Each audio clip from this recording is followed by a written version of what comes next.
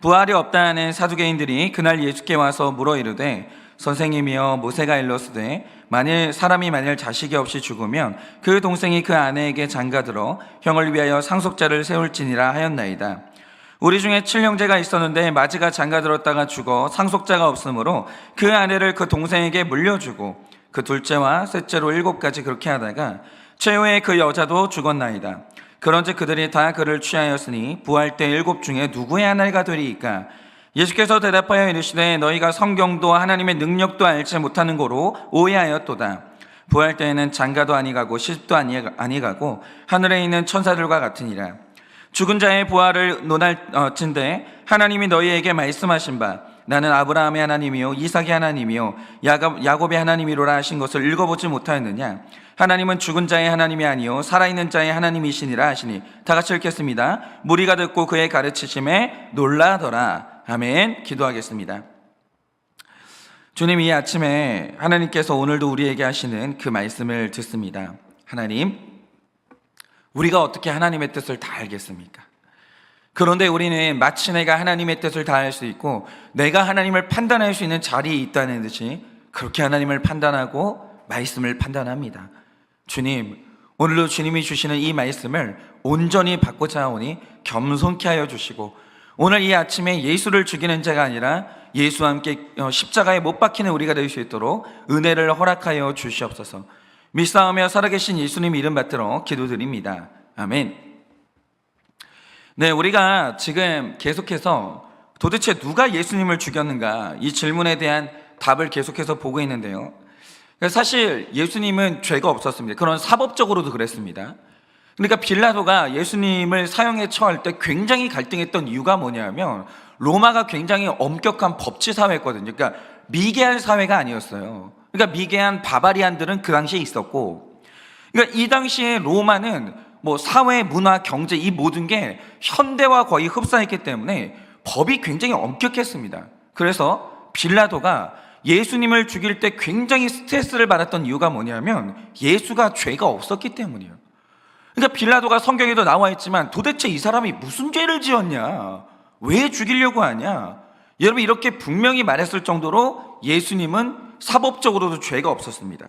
그런데 죄가 없는 사람이 이 사형제도라는 그 공식적인 제도로 죽어갈 때 당시에 엄격한 법이 있었기 때문에 그냥 죽는 건 안 돼요.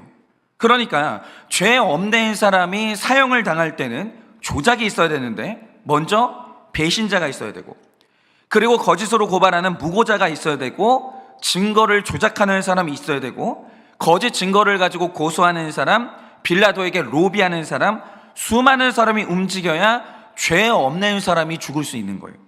그러니까 오늘 누가 예수를 죽였는가라고 할 때 이건 한 사람이 저지를 수가 없는 짓이고요, 반드시 공범이 있었던 거예요. 그래서 오늘 많은 사람들이 이제 고소를 받는 것인데 우리가 말씀을 여기까지 보면서 하나 굉장히 흥미로운 사실이 있습니다. 자, 하반기 마태복음이 이제 묵상이 시작될 때 예수님을 이제 보면 가장 먼저 대제사장하고 충돌을 하시죠. 예루살렘에 들어오자마자 네가 뭔데 이러면서 대제사장하고 충돌을 하십니다. 그리고 어제 말씀을 보면 바리새인과도 충돌을 하세요. 그런데 오늘 말씀을 보면 사두개인과 또 충돌을 하세요. 그런데 이 지점에서 굉장히 흥미로운 사실이 뭐냐? 자, 대제사장, 바리새인, 사두개인, 이 사람들이 다 예수님하고 충돌했다라고 하니까 이 사람들이 다 비슷한 사람인 것 같죠? 그렇지 않습니다. 이 세 부류의 사람들은요, 공통점이 전혀 없어요. 그 완벽히 다르다고 하면 한 부류 정도는 예수님하고 잘 지낼 법도 한데 그렇지가 않아요. 세 부류의 사람들이 완벽히 다릅니다. 예를 들어서 이 대제사장의 경우에 이 사람이 지금 종교인의 껍데기를 쓰고 있지만 이 사람은 종교에 관심이 없어요. 뼛속까지 정치인이고 돈에 미친 사람이기 때문에 굉장히 무서운 기회주의자고 현실주의자예요.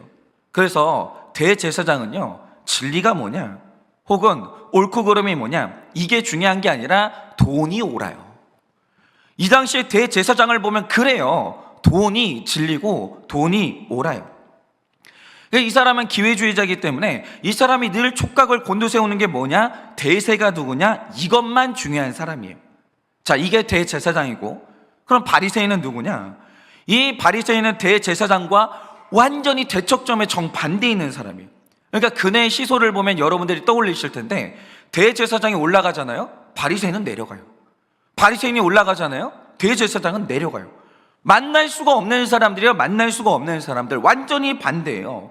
그러니까 이 바리새인은요, 완벽히 경건주의자들인데, 우리가 사는 이 땅은 잠시 있다가 떠날 곳이기 때문에 땅을 즐기면 안 된다는 거예요.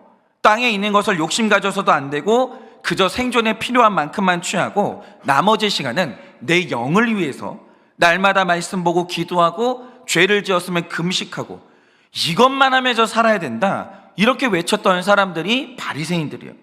그런데 여러분, 사람마다 날마다 기도하고, 날마다 말씀만 보고, 날마다 금식하면 죽어가는 사람은 누가 치료해요? 아니, 의사는 누가 될 거예요? 아니, 농사는 누가 지을 거고, 소는 누가 키워요? 그런데 이런 거는 아예 바리새인들이 생각 자체를 안 하는 거예요. 그냥 이 땅에 있는 모든 것을 부인하면서 하늘에 그냥 둥둥 떠다니는 존재, 경제 활동도 안 하고 뭣도 안 하고 하늘에 둥둥 떠다니는 존재, 현실 감각이 1도 없는 사람들, 이게 바로 바리새인들이었어요. 그러니까 바리새인들은 늘 하늘에 떠 있고, 대제사장은 이 땅에 붙어만 사니까 이들이 절대로 만날 일이 없고, 만나기만 하면 엄청나게 싸웠습니다. 그러면 오늘 말씀에 나오는 사두개인은 또 어떤 사람들이냐? 이 사람들은 완벽한 이성주의자, 혹은 논리적인 사고에 갇힌 사람들인데, 물론 이 사람들도 모세 오경을 봅니다. 보는데 진리로 보는 게 아니라, 초자연적으로 보는 게 아니라 완벽하게 학문으로만 보는 거예요. 그리고 이 사람들이요, 이성으로 검증되지 않은 초자연적인 것, 영적인 것들에 대해서 전부 부인하는 거예요. 예를 들어서 천사가 있냐? 없어요. 왜냐? 본 적이 없으니까. 아니, 이렇게 오감으로 본 적이 없는데 무슨 천사가 있냐 이거예요. 없다는 거예요. 부활이 있냐? 기적이 있냐? 없다는 거예요. 과학적으로 검증이 불가능하고 이성적으로 말이 안 되니까 도무지 믿지를 못하는 거예요. 그러니까 오늘 말씀을 좀 보세요. 사두개인이 부활이라는 존재를 가지고 와가지고 예수님을 공격을 하는데, 이들의 주장이 뭐냐? 부활은 말이 안 되고 논리적으로 맞지도 않는다라는 거예요. 그러면 그 이유가 뭐냐? 이것도 완전히 현실 세계의 논리에 기초한 사고인데, 말하자면 이렇습니다. 여러분 한번 들어보세요. 이 성경 안에는 계대 결혼이라는 결혼법이 있거든요. 그러니까 이게 뭐냐? 자, 어떤 집에 이제 형제들이 있는데, 첫째 형이 결혼했는데 죽었어요. 아이를 낳지 못하고 죽어버린 거예요. 이게 그 집의 여자한테는 재앙이었어요. 왜냐? 이런 일이 일어났을 때 이방인의 법이 뭐냐면, 형이 남긴 재산을 그 집의 형제들이 싹 다 긁어갑니다. 그리고 나서 남겨진 미망인은 거지가 돼가지고 버려지는 거예요. 이 여자는 그냥 소모품 이상도 이하도 아니에요. 그런데 이때 유대인들의 법이 뭐냐?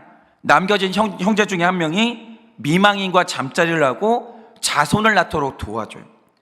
그런데 만약 이 미망인의 집에 계대 결혼을 통해서 아들이 태어난다, 그럼 그 아이는 잠자리를 했던 동생의 아이가 아니라 죽은 형의 자녀가 되는 거예요. 그런데 이 집에 이 아들이 태어났다, 그러면 이 집의 재산을 빼앗기지 않아도 되는 거예요. 재산을 지킬 수가 있는 거예요. 그러니까 죽은 형의 재산을 태어난 아이와 미망인이 그대로 물려받게 됩니다. 그리고 그 집의 가장이 죽었음에도 불구하고 그 집의 대는 계속 이어지게 되는 거예요. 그러니까 보세요. 당시에 일반적인 상식이 뭐냐면, 형이 죽었다, 나머지 형제들은 땡큐예요. 너무 좋아요. 왜냐? 여자는 그 집의 재산을 지킬 힘이 없기 때문에 형제들이 다 가져갈 수 있거든요. 그러니까 형이 죽으면 우리 재산이 불어나는 거예요. 너무 좋죠. 그리고 이렇게 되면 가장이 죽은 그 집은 그 죽음과 동시에 멸문을 당하게 됩니다. 끝나는 거예요. 그런데 이스라엘은 계대 결혼의 이 제도가 있으니까 그 집의 가장이 죽어도 절망이 아니고 죽음이 끝이 아니에요. 이 집이 다시 살아날 이 기회가 있는 거예요. 기회가. 다시 살아날 소망이 있는 거죠. 여러분, 이스라엘의 법은요, 언제나 소망이 있어요. 고아에게도 소망이 있고, 과부에게도 소망이 있고, 가난한 자에게도 소망이 있고, 소망이 있는 나라라는 거죠. 그런데 더 중요한 게 뭐냐? 이 이타적인 계대 결혼 이 제도를 통해서 룻과 보아스가 결혼을 했어요. 그런데 바로 이 결혼을 통해서 우리 구원자가 되신 예수님이 이 땅에 오신 거예요. 그러니 이 계대 결혼이 구속사적으로 얼마나 중요하냐 이거죠. 정말 이거는 이 우리 구원을 지키는 너무 중요한 법이에요. 그런데 이 사두개인들이 부활이 안 믿어지니까 바로 이 계대 결혼을 모욕하면서 부활을 비난하는 거예요. 그러니까 24절부터 30절에 하는 말이 뭡니까? 어떤 여자가 있는데 7 남자와 계대 결혼 이 제도를 통해서 전부 결혼했다라는 거예요.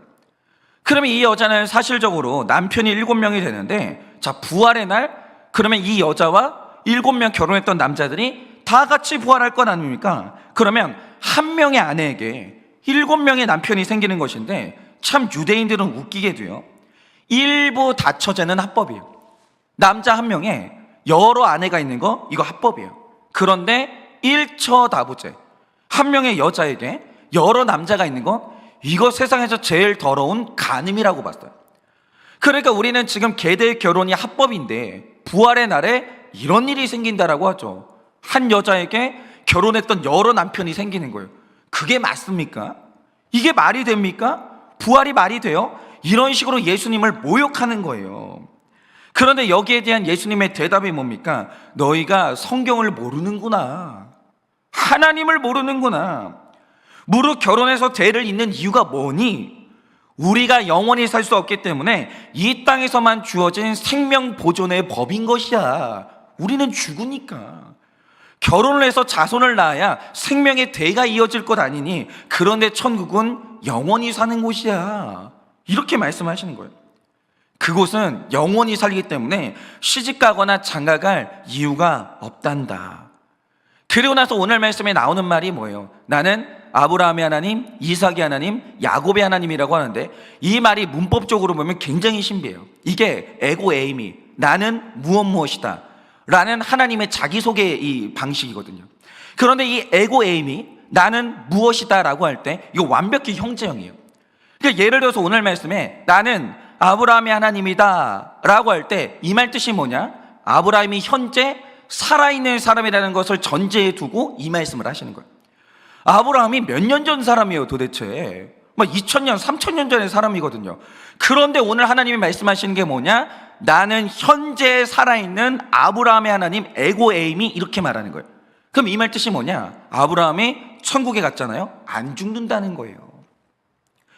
천국에는 죽음이 없어요. 근데 무슨 계대 결혼이 어디에 있어요? 천국에 가는 즉시 결혼 제도는 없어지는 거예요. 결혼 제도는요, 우리가 죽기 때문에 이 땅에 세워진 법이지 천국에는 없어요. 우리는 그 땅에서 죽지 않고 영원히 살아가기 때문에 거기에는 형제 자매가 있는 거지 남편과 아내라는 제도가 필요가 없다라는 거죠. 그런데 사두개인들은 완전히 이성에 치우쳐 있으니까 그 한계를 못 넘어가는 거예요. 그러니 부활도 안 믿어지고 영생도 안 믿어지고 천국도 안 믿어지니까 이런 식으로 계대 결혼 제도를 이게 모욕하고 이런 말을 하는 겁니다. 그러니까 여러분이 보세요. 아까 말씀드린 대제사장, 바리새인, 사두개인이요, 공통점이 하나도 없어요. 그러니까 성경을 보면요, 이 사람들은 만나기만 하면 싸워요. 그러니까 예수님을 앞에 두고도요, 부활 논쟁이 딱 벌어지니까 이 부활 제도를 가지고 또 싸우는 거예요. 또 싸워. 이 맨날 싸워요. 만날 수가 없으니까. 그래서 사이가 굉장히 안 좋았는데, 놀랍게도 이렇게 완전히 다른 이들에게 공통점이 발견된 거예요. 그게 뭐냐? 이들이 똑같이 예수님을 죽이고 싶은 거예요. 여기에서 공통점을 발견한 거예요. 그러니까 성경을 보면 이게 신기해요. 이 세 부류의 사람들은요, 만나기만 하면 싸웠거든요. 상종을 안 했어요. 그런데 예수님을 죽이는 날 셋이 드디어 하나가 돼요. 그러면 전혀 달라 보이는 이들에게 근본적인 공통점이 하나 있다는 뜻인데, 그게 뭐냐라는 거죠. 바로 그게 답이 나오는데, 자, 이 세 부류의 사람들은 완전히 달라요. 다른데 이들의 공통점이 뭐냐? 셋 다 자기 방향으로 완전히 치우쳐 있었다라는 거예요. 대제사장은 완전히 현실에 치우쳐 있고, 바리새인은 완전히 영적인 세계에만 심취해 있고, 사두개인은 나 자신에게 심취해 있는데 나의 옳고 그름에 완전히 치우쳐 있는 거예요. 그런데 여기서 중요한 사실이 뭐냐? 치우친 사람은 반드시 예수를 죽여요. 그 증거가 뭐냐? 여러분, 이단이 뭡니까? 성경을 모르는 게 이단이 아니에요. 이단의 본질이 뭐냐? JMS처럼 성경 안에서 선악과 사건 여기에 딱 꽂히는 게 이단이에요. 완전히 치우치는 거죠. 신천지는 뭡니까? 요한계시록과 14만 4천에 완전히 꽂혀가지고 요한계시록만 파는 애들이 그게 바로 신천지예요. 그러니까 이단은 전형적으로 예수님을 다 죽여요. 이단은요, 십자가에 달리신 예수님이 실패한 메시아라고 봅니다. 그리고 내가 진짜 메시아라고 말하는데 이들이 이렇게 예수님 죽이는 이유가 뭐냐? 치우쳐서 그래요. 물질에 치우치든지 영적인 세계에만 치우치는지 완전히 어느 한쪽에 치우치잖아요. 그럼 예수님을 죽이는 거예요. 그런데 이도 싫고 저도 싫고 이성과 논리에만 치우치면 그게 바로 무신론이거든요. 그러니까 내 생각, 내 이성, 내 옳고 그름 여기에 빠지는 사람도 결국 예수님을 죽일 수밖에 없는 거예요. 여러분, 그리고 우리의 삶도 보세요. 이 1960년대에 천문학자들이 생각하길 이 금성과 화성은요, 크기도 지구와 비슷하고 중력도 비슷하기 때문에 그곳에는 분명히 생명이 살 거다, 이런 걸 믿었거든요. 그리고 지금 여러분들이 이제 그 인터넷을 쳐서 보시면 금성은 위치적으로 볼 때 이 태양하고 위치가 우리랑 굉장히 비슷합니다. 그래서 사람들이 생각한 게 뭐냐? 아주 조금 가까우니까, 우리보다 태양이 아주 조금 가까우니까 이 금성의 표면 온도가 지금 우리보다 약 5도 정도만 높을 거다, 이렇게 생각했어요. 그러니까 지금 지구의 표면 온도가 15도거든요. 그러니까 우리가 너무 쾌적하게 살고 있는 거예요. 물이 얼지도 않고 증발하지도 않고 너무나 쾌적한 가운데서 우리가 생명을 지키고 살고 있거든요. 그런데 금성은 이거보다 한 5도 정도 높겠지, 이렇게 생각했어요. 왜냐하면 태양하고 거리가 우리랑 거의 비슷하니까 한 이 정도 생각을 했다라는 거죠. 그런데 탐사를 해봤어요. 놀라운 게 뭐냐? 거리는 얼마 안 떨어져 있거든요. 금성의 표면 온도가 무려 460도까지 치솟아 올라 버리는 거예요. 이 균형이에요.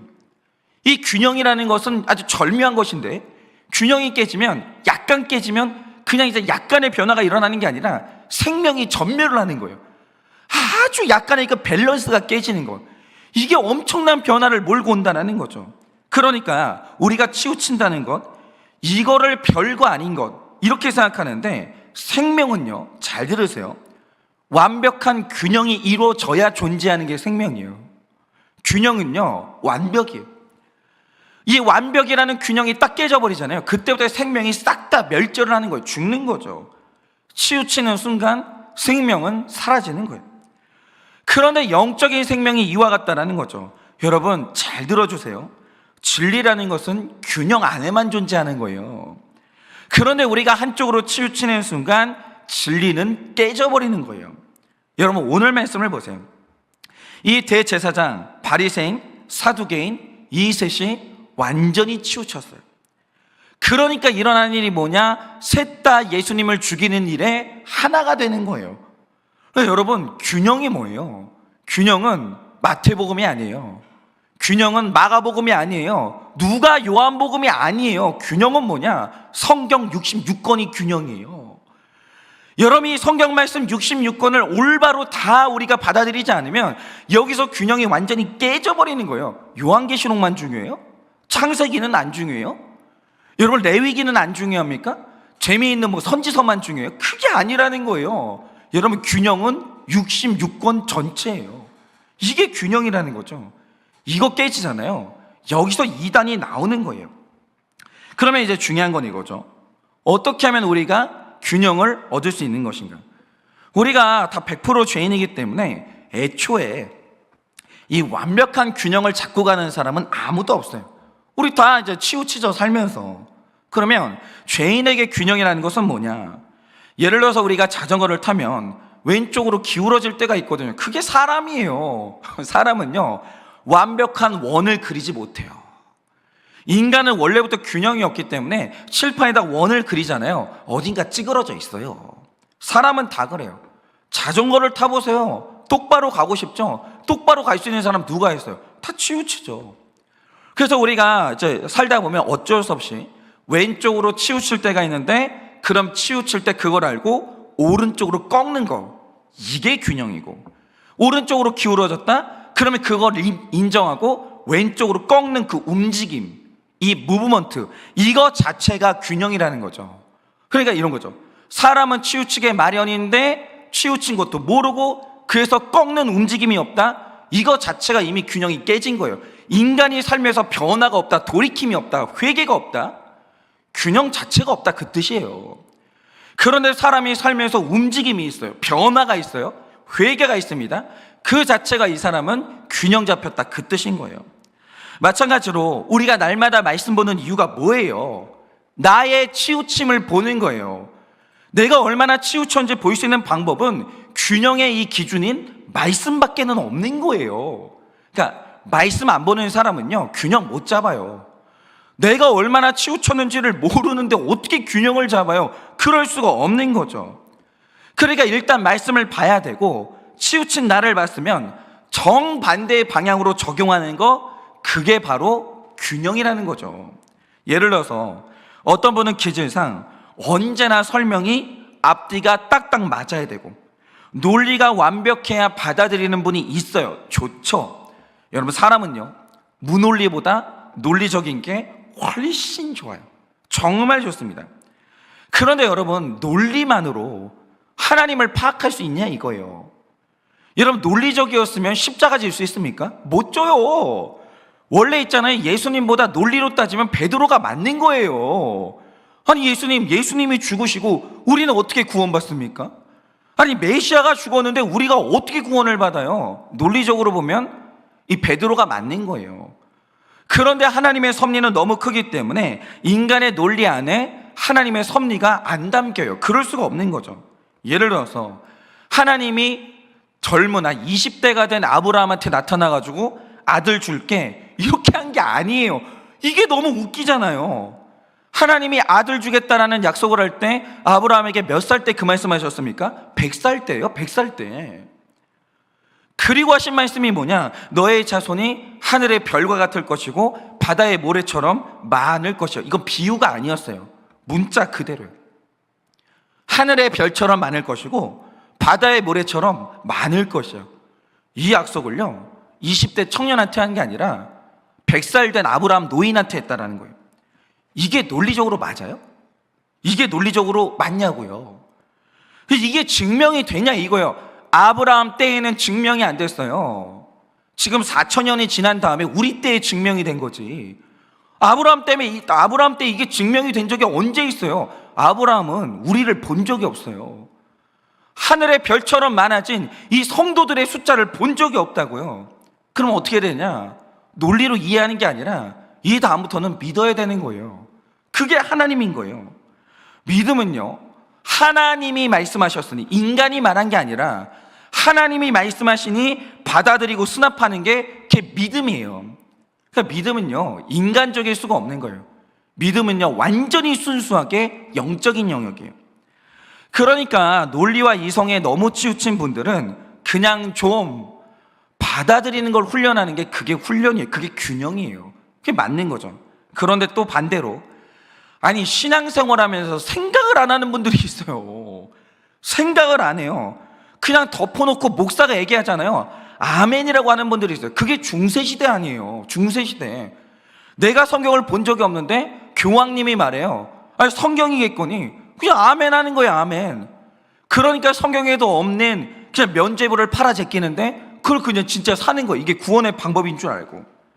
여러분, 그런 분들은요, 생각도 안 하고 외치는 그 아멘 있잖아요. 이거 좀 고만하셔야 돼요. 그 아멘 있잖아요, 아무 의미가 없는 아멘이에요. 그리고 이게 날마다 이렇게 큐티를 하면서 이게 맞나? 진짠가? 생각 좀 하셔야 돼요. 그게 균형이라는 거죠. 그러니까 너무 논리를 따지는 사람은 이제 생각 좀 그만하고, 생각이 너무 없는 사람은 이제 좀 띵크 좀 하고, 이게 균형이라는 거죠. 반대로 가는 거. 이게 균형이라는 거죠. 이게 여기서 제가 제 이야기를 좀 드려보자면, 저희 교회에 저와 이제 동역하시는 전도사님이 계시는데, 이 전도사님이 지금 한 1년 정도 사역하셨나? 이렇게 됐습니다. 그런데 이분이 지금 여러 교회를 거치고 저희 교회를 오셨는데, 이분이 하시는 말씀이 뭐냐면, 우리 교회처럼 사역이 편한 교회가 없다라는 거예요. 그런데 이 대목에서 반전이 뭐냐면 우리 전도사님이 이 말씀을 하실 때 우리 교회는 사역이 너무 편해서 좋은 교회고요, 목사님이 너무 좋은 분이에요, 이 말을 한 게 아니에요. 목사님의 리더십에 뭐가 문제가 있다, 이 뜻으로 저한테 말씀을 하신 거예요. 그러니까 이런 거죠. 아니, 사역을 하라고 전도사를 불렀으면 일도 좀 딱딱 맡기시고, 좀 일이 안 될 때는 쪼기도 하시고, 못하면 혼내기도 하시고, 이게 정상인데 목사님은 그걸 안 한다는 거예요. 목사님이 일을 안 시키고 어느 날 보면 전도사들이 있는데 혼자 목사님이 의자 정리하고 있고, 아니 전도사들이 있는데 혼자 쓰레기 정리하고 있고, 혹시라도 우리 전도사님들이 이 사무실에 있는 쓰레기를 치우려고 하면 제가 엄청나게 싫어하면서 못하게 하거든요. 그러니까 제가 어느 날 전도사님들한테 너무 불편한 존재가 되어 있고, 또 어느 날 전도사님 안에 드는 생각이 뭐냐, 혹시 목사님이 나를 못 믿나? 내가 일한 결과물들이 목사님 마음에 안 드나? 뭐 이런 불안함과 이런 생각이 드는 거예요. 그리고 저에게 해주셨던 결정적인 말이 뭐냐, 지금 우리 교회의 형태를 보면 우리 교회가 지금 성도님들하고 일을 골고루 나눠서 하는 게 아니라 목사님이 일을 지나치게 많이 감당하고 있다는 거예요. 뭐 지금은 이제 많이 안 그러고 있는데, 그럼에도 불구하고 우리 전도사님들이 보기에는 목사님이 지나치게 많이 감당하고 있다는 거죠. 그래서 전도사님이 하는 일이 뭐냐, 지금 현재 우리 교회 상황에서 목사님이 무너지면 우리 교회는 스톱이라는 거죠. 지금 교회 형태를 목사님이 그렇게 만들고 있다는 거예요. 그런데 이 말이 제 마음에 굉장히 심각하게 다가온 거예요. 그래서 제가 그 말을 듣고 생각을 해봤어요. 왜 나는 사람들에게 일을 맡기지 못하는가? 왜 자꾸 내가 일을 하려고 하는가? 이걸 가만히 한번 생각을 해봤거든요. 그러다가 제가 하나 깨달은 사실이 뭐냐, 제가 만약에 이제 어떤 일을 누군가한테 맡겼어요. 그럼 그 순간 이상하게 죄책감이 그렇게 심해요. 너무 죄책감이 느껴져요. 그리고 동시에 하게 되는 생각이 뭐냐, 저 사람이 언젠가 나를 싫어하지 않을까? 또 일을 맡긴 저 사람이 어느 날 탈진을 해가지고 나를 떠나지 않을까? 너무너무 두려운 거예요. 그러니까 죄책감과 두려움이 동시에 존재하는 거죠. 그러니까 제가 누군가에게 일을 맡기지 못하고 대부분의 일을요, 내가 마음이 편하려고 내가 감당을 하는 거예요. 그리고 맡겨놓잖아요. 너무 미안하고 죄책감이 들고 안절부절을 못하고 두렵고 너무 힘이 드는 거예요. 그러니까 이게 안절부절을 못하는데, 그래서 한번 생각을 해봤어요. 그렇지, 교회라는 게 나 혼자서 세울 수 있는 것도 아니고 나만 주의 종이 아니에요. 아니 어떻게 이게 부름받아가지고 나만 열매 맺고 살아요? 우리가 다 열매 맺을 수 있도록 일을 나눠서 해야 될 거 아니에요. 부름받은 모든 사람이 주의 종이기 때문에, 저만 사역자가 아니라 평신도도 사역자이기 때문에 일을 나눠서 하는 건 선택사항이 아니고요, 의무예요. 만약에 내가 이 사역을 독점한다, 내가 이 모든 열매를 독점한다, 그럼 이거는 직무유기라는 거죠. 옥하는 목사님이 이미 예전에 이 평신도 사역에 대한 이 이론을 다 정립해 놨어요. 사역은 이제 그 성도님들한테 오픈해야 돼요. 사역이라는 것은, 열매라는 것은 사역자만의 전유물이 아니라는 거죠. 그건 직무유기예요. 그런데 이미 성경적인 근거도 확실하고 내가 그래야 된다는 걸 아는데 왜 나는 일을 맡기는 게 두렵고, 나는 왜 일을 맡겨놓고 불안할까? 그럴 생각하다가 이제 나온 답이 뭐냐, 제가 예전에 사역했던 교회가 있는데 그 목사님은 성향 자체가 저랑 정반대라서 완전히 일중심적이에요. 그러니까 관계가 없어요. 완전히 일중심적입니다. 그리고 또 본인이 굉장히 무서운 일 중독자예요. 그래서 일을 시키시는데 하나 끝나면 쉬지 않고 또 시키고 또 시키고 또 시키고 계속 이래요. 그러니까 교회가 365일 뭔가가 돌아가야 직성이 풀리는 분이에요. 그러니까 이분이 학대에 가까울 정도로 계속 일을 시키시는 거예요. 그러나 이런 목사님 밑에 있더라도 제가 조금 지혜롭게 조절하면서 나 자신을 알아서 보호하든가, 또 목사님이 조절하실 수 있도록 지혜롭게 건의를 해야 되는데, 제가 또 인정 중독이 있잖아요. 그래서 일 중독에 걸린 분한테 이분을 만족시켜 보겠다고 아니오를 안 하고 시키는 걸 미친 듯이 했습니다. 그런데 이제 죽도록 일을 하고 이제는 좀 칭찬을 받겠지, 만족하셨을까 하고 목사님을 쳐다보잖아요. 목사님은 여전히 만족이 없어요. 그럼 이제 또 목사님을 만족시키려고 죽도록 일합니다. 이제는 만족하시겠지? 목사님을 쳐다보니까 여전히 만족이 없어요. 그래서 이 목사님을 만족시키는 건 영원히 불가능하구나, 이걸 나중에 깨닫게 되는데, 문제는 제가 노력을 했는데도 목사님으로부터 인정받는 이 보상이 없으니까 반대로 어느 날 찾아왔던 울분이 터지는 거예요. 그래서 제가 틈만 나면 교역자들하고 모여가지고 그 목사님 욕을 그렇게 하고, 목사님을 얼마나 미워했는지 몰라요. 얼마나. 그리고 이제 막 내 옆에 있는 사람들이 탈진해가지고 나가 떨어지니까 이 목사님을 완전히 정죄하는 거죠. 근데 그 목사님도 치우친 분이거든요. 균형 잡힌 분이 아니에요. 균형 잡혔으면 그렇게는 안 돼요. 근데 이분이 이제 치우친 분인데 그분이 완전히 나의 증오의 대상이 되고 나의 기준이 된 거예요. 그러면서 가진 생각이 뭐냐? 저 사람처럼은 안 된다. 딱 이렇게 된 거예요. 그러니까 제가 완전히 이제 반대 극단으로 왔는데, 이 시간이 지나고 나고 제가 담임 목사가 됐거든요.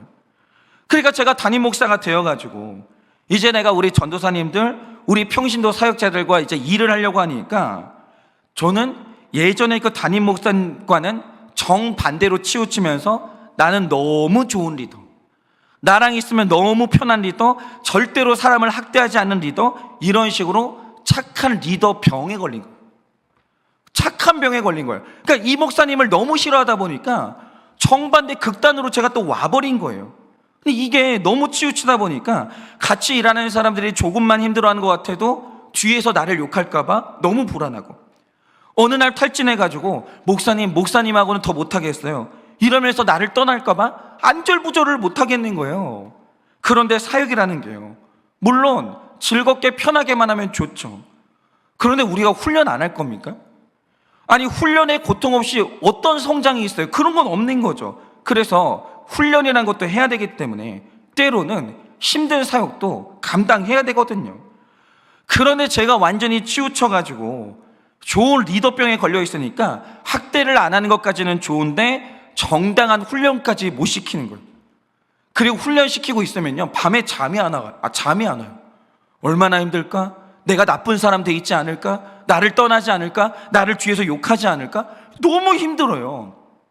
그런데 이렇게 되면 저와 함께 하시는 분들은 훈련도 안 되고 열매를 맺을 수가 없으니까 제가 반대로 얼마나 악한 지도자냐 이거죠. 그러니까 일중독에 걸려가지고 사람을 학대하는 지도자만 나쁜 지도자가 아니라 저처럼 내가 착한 사람 되고 싶어가지고 사람들을 훈련을 안 시키는 사람, 그것도 너무나 악한 리더라는 거죠. 그런데 제가 너무 악한 리더인 거예요. 여러분, 이렇게 우리는요, 각자가 다 치우친 부분이 있는 거예요. 그런데 우리가 여기에서 균형을 잡는 방법이 뭐겠습니까? 우리 전수아님처럼 저한테 쓴소리 해주는 공동체가 있어야 되는 거예요. 목사님 치우치셨어요. 목사님 그거 착한 거 악한 거예요. 목사님 지금 직무유기 하고 계시는 거예요. 말해줘야 될 거 아니에요. 말을 안 해주면 내가 치우친 거를 어떻게 알겠어요? 그리고 두 번째, 말씀이 있어야죠. 아니, 성경 66권만이 완벽한 균형인데 말씀 없이 내가 치우친 걸 어떻게 봅니까? 그리고 우리가 목장을 하다가 나의 치우친 부분이 발견되면 정반대 방향으로 가는 이제 적용을 그래야 우리의 삶의 균형이 나오는 거예요. 차가운 분들 계십니까? 좀 뜨거워지세요. 뜨거운 분들 계십니까? 진정 좀 하세요. 너무 생각이 많으세요? 생각 좀 그만하세요. 생각이 너무 없으십니까? 생각 좀 하세요. 그런데 이렇게 우리가 나의 깨진 치우침을 발견하고 정반대 방향으로 가려고 하는 그 균형 잡힌 그 움직임이 있죠. 우리는 이것을 보고 회개라고 부르는 거예요. 그러니까 왜 회개에서 생명이 나오겠습니까? 회개하지 않으면 균형을 잡을 수가 없거든요. 그래서 예수님을 죽인 사람이 누구냐? 바로 회개 없이 치우쳐 있는 모든 사람들이 전부 다 예수님을 죽이는 거예요. 그러니 오늘 하루 반드시 공동체에서, 그리고 오늘 말씀에서 내가 치우친 것이 뭔지 반드시 발견하셔야 돼요. 반드시. 그리고 정반대로 돌이키는 회개에 적용을 하셔서 균형 잡힌 성도로 오늘도 일어나시기를 예수님의 이름으로 축원을 드립니다. 적용 질문 드립니다. 수요일이니까 적용 질문 드릴게요. 그러니까 지금까지 우리가 마태복음을 보면서 예수님을 죽였던 범인들을 봤거든요. 전부 나열해 볼게요. 주인의 것을 탐내는 욕심의 사람, 자백 없이 가면을 쓰는 사람, 혈기 내는 사람, 치우친 사람, 이들이 예수님을 죽인 범인이라고 했는데 나는 어디에 해당됩니까? 주인의 것을 탐내는 욕심의 사람, 자백 없이 가면을 쓰는 사람, 혈기로 나가는 사람, 치우친 사람이 예수님을 죽인 범인인데 나는 어디에 해당됩니까? 내 안에 균형을 잃고 치우친 것은 무엇입니까? 내 안에 균형을 잃고 치우친 것은 무엇입니까? 균형을 잡기 위해 가야 할 정반대 방향은 어디입니까? 균형을 잡기 위해 가야 할 정반대 방향은 어디입니까?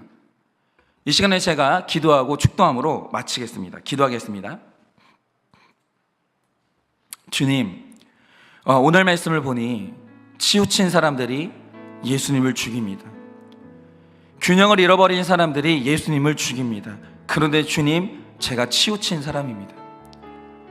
저는 일 중독에 걸린 사람들을 비난하면서 이제 나는 또 착한 사람이 되고자 하는 이 착한 병에 걸려서 누군가를 훈련시키지도 못하고 사역을 나눠서 하지도 못하는 또 다른 치우침으로 예수님을 죽이고 있던 죄인이 바로 저입니다. 예수님이 가장 좋은 분인데 내가 자꾸 사람들 앞에 좋은 사람으로 나타나려고 하니까 내가 바로 예수님의 자리를 빼앗는 악한 사람이 바로 저입니다. 주님, 오늘 주님께 간절히 기도하오니 우리 모두가 다 이 치우친 부분들이 있는데 주님, 말씀을 보고 공동체에서 쓴소리를 잘 들어 이 치우침에서 반드시 벗어나게 하여 주시고 그래서 균형 잡힌 사람으로 예수님과 함께 더불어 나도 살고 남도 살리는 인생 살 수 있도록 주님이 은혜를 허락하여 주시옵소서. 지금은 우리 주 예수 그리스도의 은혜와 하나님 아버지의 그 크신 사랑과 성령님의 위로하시고 교통하여 주시는 그 역사하심이 오늘도 말씀과 공동체를 통해 나의 치우친 부분을 발견하고 회개를 통해 균형을 잡기를 원하는, 그래서 생명을 살리기를 원하는 사랑하는 우리 모든 성도님들의 머리 위에 지금으로부터 영원 무궁토록 함께 있을지어다. 아멘.